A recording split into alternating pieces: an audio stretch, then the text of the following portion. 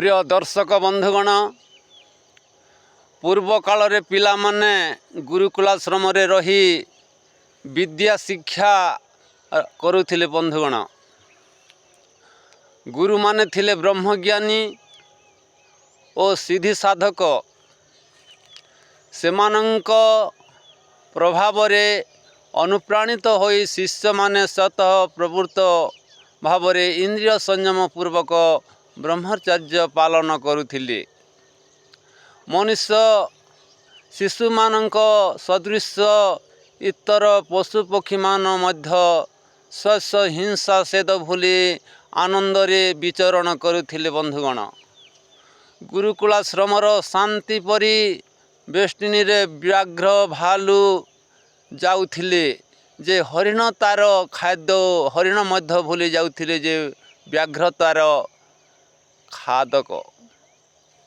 25 वर्ष अतिक्रम कला परे शिष्य माने गृहस्थाश्रम निमंते गृह को प्रत्यावर्तन करुथिले।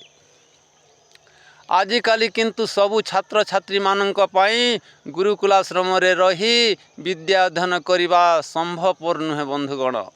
तेणु प्रत्येक छात्र छात्री को निज रास्ता निजे प्रस्तुत करने को पड़िबो।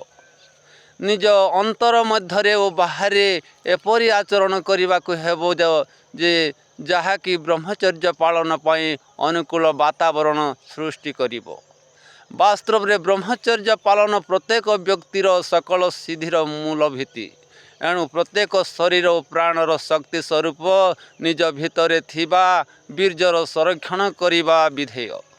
शरीर मध्यरे यार वृद्धि व्यक्ति को तेजस्वी स्वास्थ्यवान कराई थाए बंधुगण। नूतन यौवन अवस्था पदार्पण कराए। जो व्यक्ति संयमता रक्षा करी न पारी अଯଥା शरीर क्षय घटाए से रोगक्रांत होई मृत्यु को निमंत्रण करी थाए बंधुगण।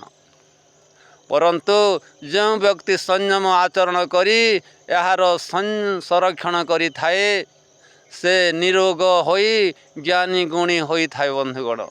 या द्वारा प्रत्येक व्यक्तिर मानसिक शक्ति यथा बुद्धि वृत्ति शरण शक्तिर वृद्धि होई थाए।